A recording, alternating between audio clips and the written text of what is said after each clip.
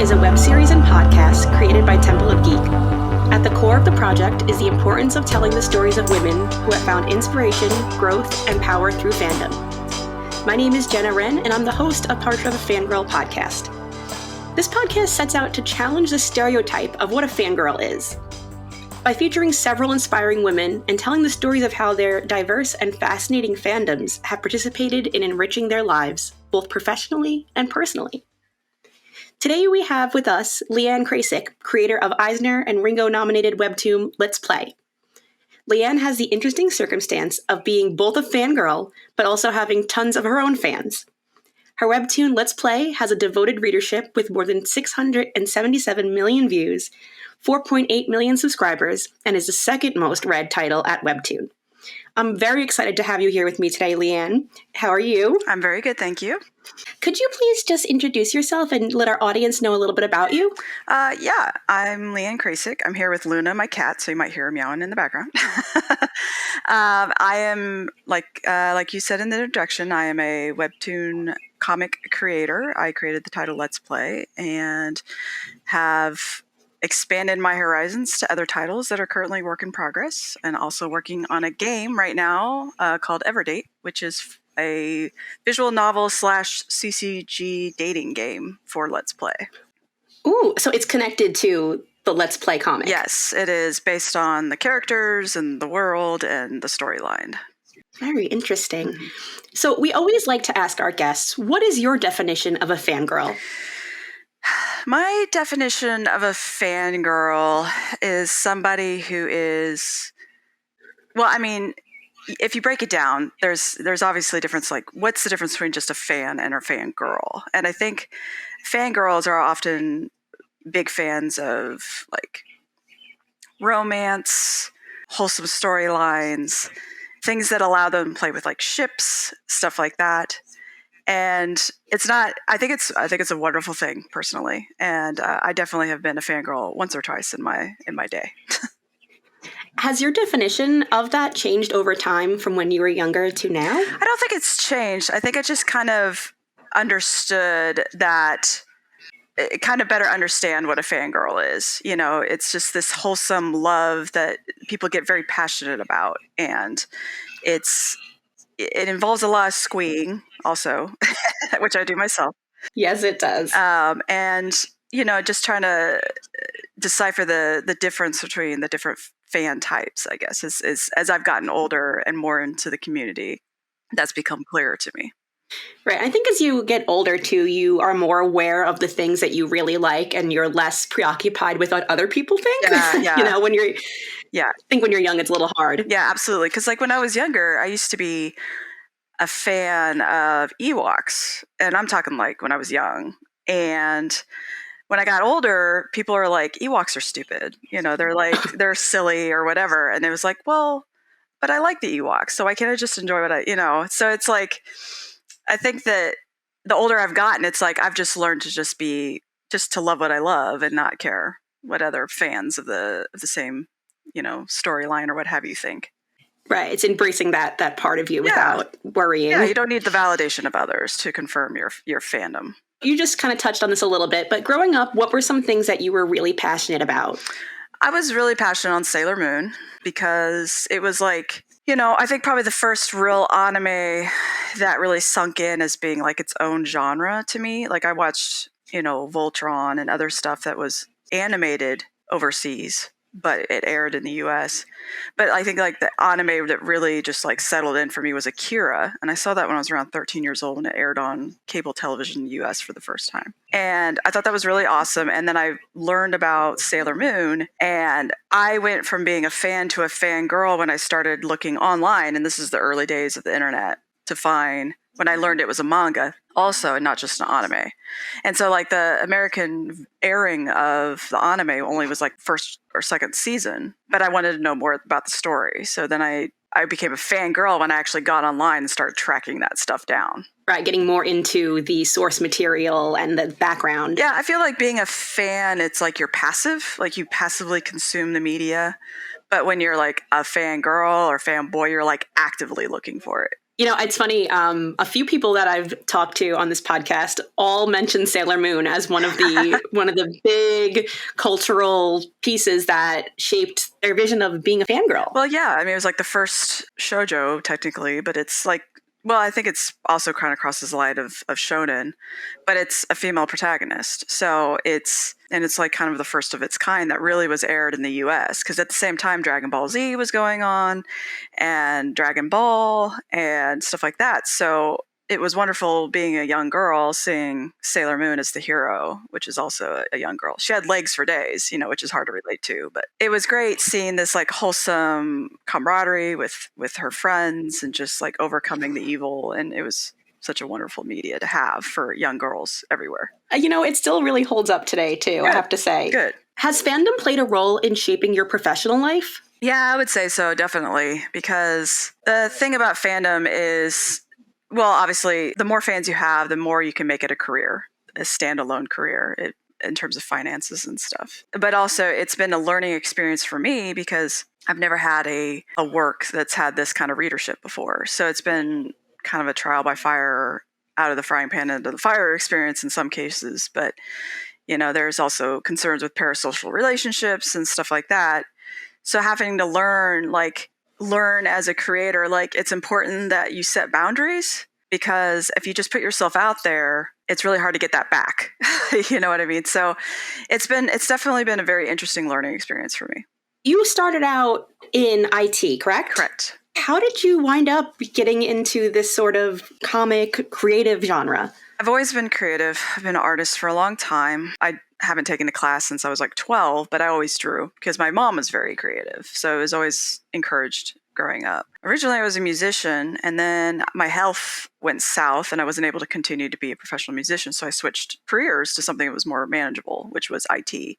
So IT was really just I can understand programming and computers really well. And I was always into it also for nerdy geek stuff, but it wasn't really my passion. Creative was always my passion. And so after working IT and getting my career established, finances established, I was like, I need a creative outlet. And so I started getting into doing art and decided I wanted to do it digitally, and bought my first tablet / it was one of those laptops that you spun the screen around so you could draw on it. And that was my first digital experience. And then it just kind of took off from there. That's amazing. How did you come up with the idea for your comic that is now extremely popular on Webtoon, Let's Play? I originally wanted to do a fantasy story as my breakout comic, but after reading reports and talking to other people, it turns out that breaking out in fantasy is a lot harder. So I decided I love reading romance stories, manga and stuff like that. So I was like, well, I mean, I love fantasy, but I also love romance. So I'll do my first breakout comic as a romance. And I played with a multitude of ideas, and I decided that when I came up with the concept, the internet didn't really seem to understand how to handle the rise of influencers at the time. And I was like, I feel like nobody's really writing about this and making a story out of it. Let's try that. And kind of built off of that premise.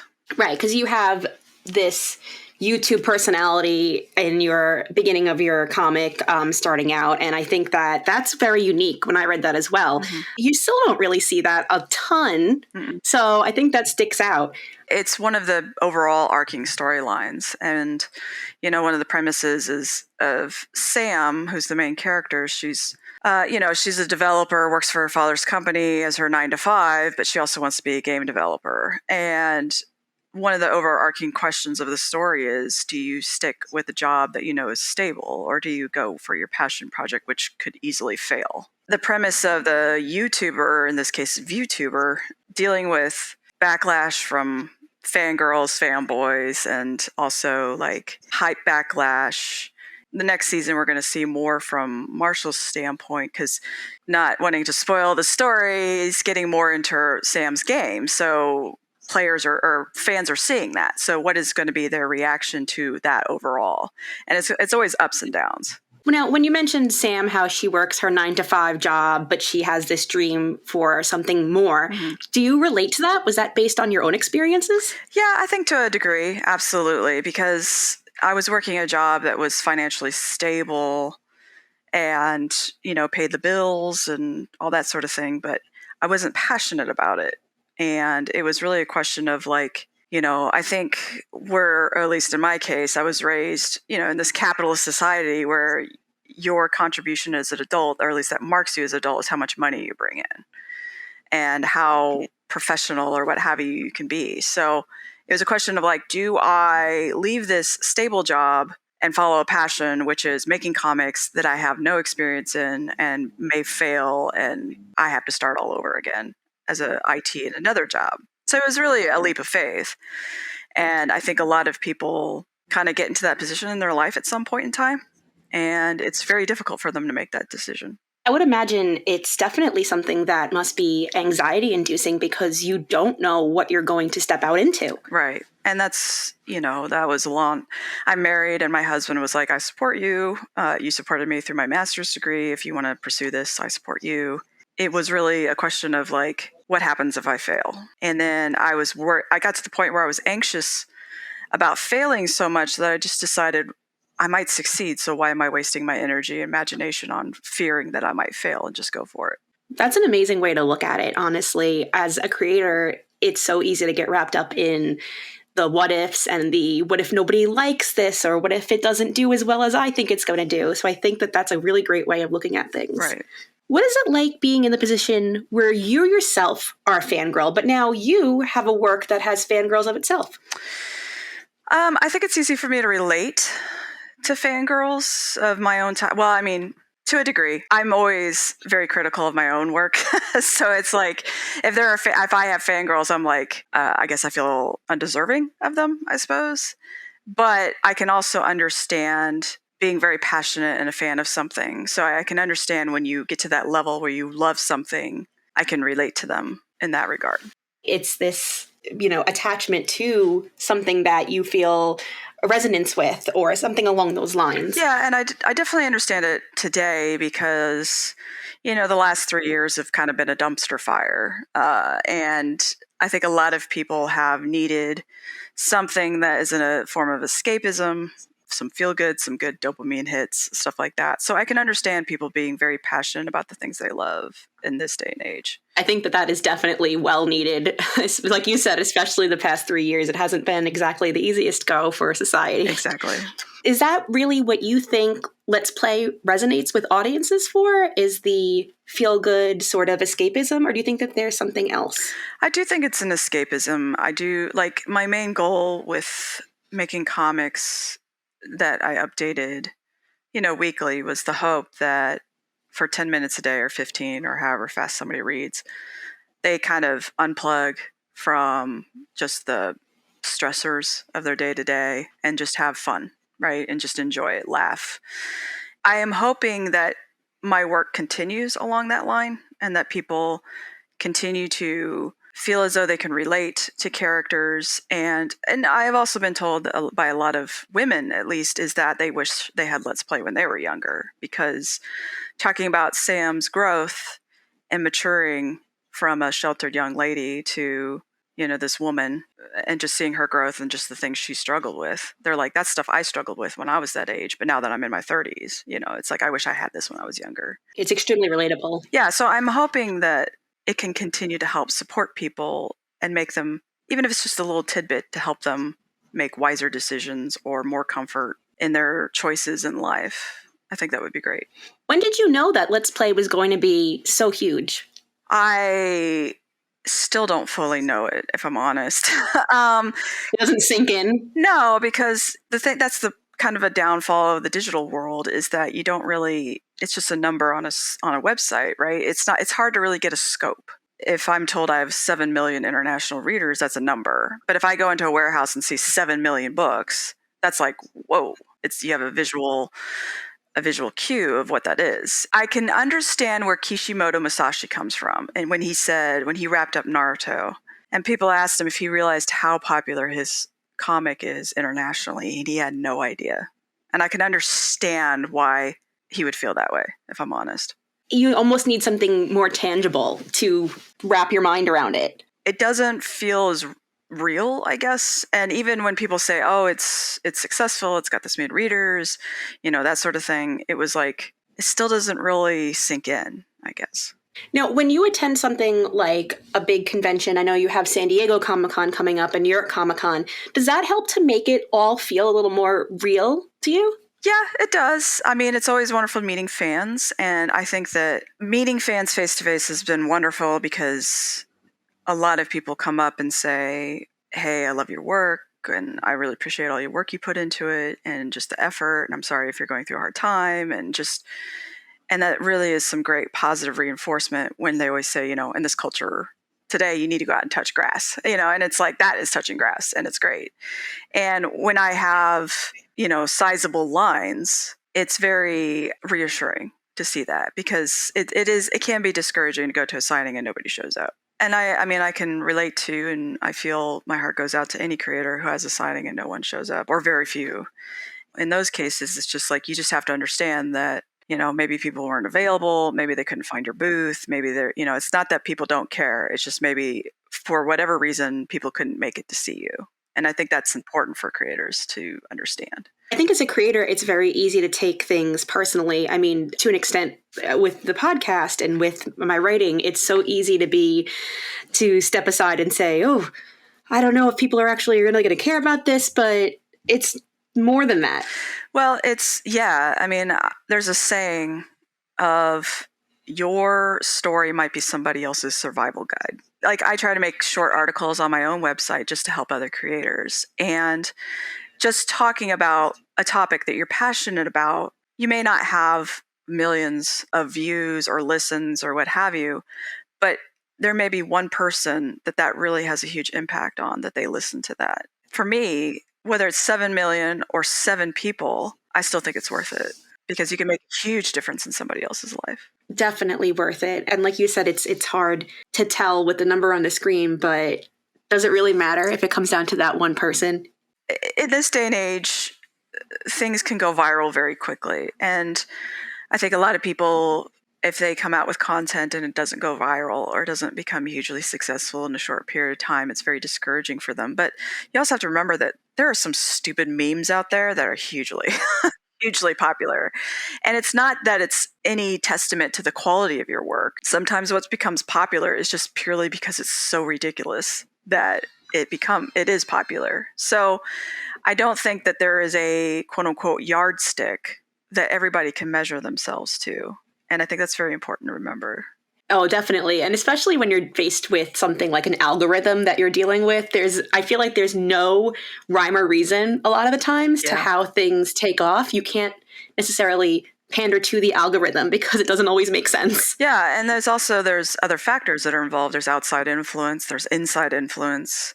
When you're using someone else's platform, you're basically playing by their rules. And for whatever reason, there might be a platform where you can put your work on that the internal push is not your work. And it's not that it's any statement to you. It might be they have internal reasons to push towards another title or another work to get eyes on it instead of yours. So there's a lot of factors in play. It's not just like everybody's on the same playing field. It's not that way at all. It's more like three-dimensional chess where there's multiple platforms and multiple pieces and coming from different directions. And it's can be a very complicated thing. And I think it's important, like you said, to remember it's not necessarily about the quality of your work or how talented someone else may be. Yeah. It's really about a lot of these external factors. Yeah. I mean, I know there's people who don't like my work, and I'm not arrogant enough to think I'm the one human being to ever exist to write a story that everyone in the world will enjoy. Because, even Shakespeare has critics, so it's like, I accept the fact that my story is not for everybody. If someone is to write something, especially something that's niche, it's going to appeal to a smaller audience, but that doesn't mean that audience is going to be any less passionate. I find that in fandom, sometimes the smaller niche audiences are the ones that are the most energetic and loud and passionate. Yeah, absolutely. It's a lot of fun to interact with that. Yeah. Are there moments when you feel like you have to separate being a fangirl and your work life? Yeah, absolutely, because I can fall down that rabbit hole pretty easily of like binging comics that I really enjoy.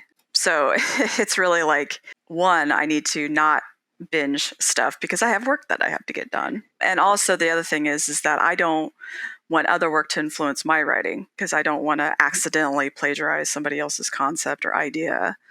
And I'm always like paranoid about that. I don't think it's happened at this point. I mean, there's only so many original ideas and tropes and a scope of a story, but I certainly don't want to, come across an idea and then work it into my story, not realizing it was influenced from something else I had recently seen. You're subconsciously pulling from a comic you just read or a show you just watched, something along those lines. Right, exactly. And I think with Let's Play, if there is like tropes, I like to turn them on their heads. I like to make fun of them or poke fun at it in a playful way.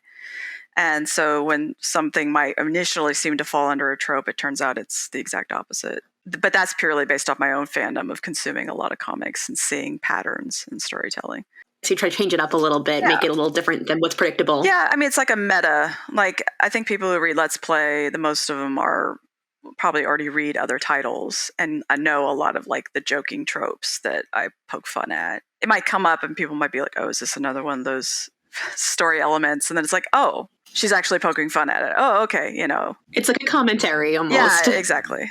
When it comes to working in this industry where you're also a fan of other creators, do you ever feel intimidated? No, I don't think so. And I'm going to say that might be because I think most of my life I've been a woman in a man's world. I was a professional musician. I played tuba, which is male-dominated. I worked IT, which is male-dominated. And now I'm comics, which is male-dominated. So I always feel like I have every right to be there, but I have to prove myself at the same time. I've met a multitude of comic creators. I met the creator of Deadpool. I've met, I'm not going to go through a grocery list, but I've met a lot of people. And what's been great is I think that they've all been very welcoming of me.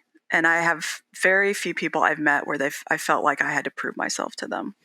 And that's been great. I think the comic community, for the most part, is very welcoming, wholesome.